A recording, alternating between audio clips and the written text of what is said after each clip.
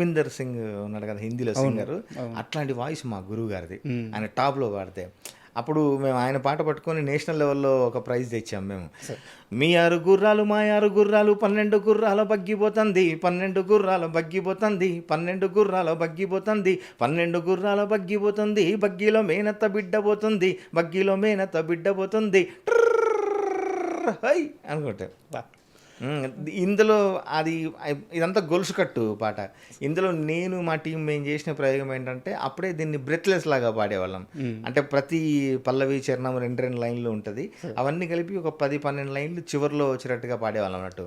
మీ 6 గుర్రాలు మా 6 గుర్రాలు 12 గుర్రాలు బగ్గిపోతుంది, బగ్గీలో మేనత్త బిడ్డ పోతుంది, బిడ్డతో బిందేడు నీళ్లు పోతున్నాయి, నీళ్లతో నీలమ్ము సీర పోతుంది, సీరతో సిక్కుల రైక పోతుంది, రైకత్న రత్నాల మేల పోతుంది, చల్ మేలతో మేలైన జోడు పోతుంది అని ఒక హుషారు తెప్పించేది జనాల లోపల. ఆ మట్టి పాటలో ఉండే అందం సార్ అది నిజంగా. ఈరోజు నేను ఒక చిన్న చమత్కారం నవ్వొచ్చేది, ఒక కవితాత్మకమైన చమత్కారమైన, అంటే ఒకవేళ ముందుకు మనం మాట్లాడుకున్నా కూడా అంటే క్రమంలో కాకుండా అడ్వాన్స్ కేజీఎఫ్లో కదా ఎక్కడి నుంచో ముందుకు వచ్చామన్నట్టుగా.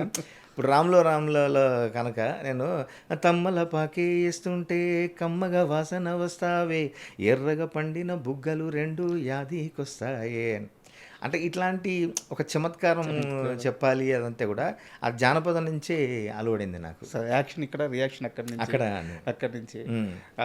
సో కాసల శ్యామ్ని ప్రత్యేకంగా నిలిపింది ఈ సెన్సిబిలిటీ సార్. ఎగ్జాక్ట్లీ అంటే నాకు అది ఇష్టం కూడా.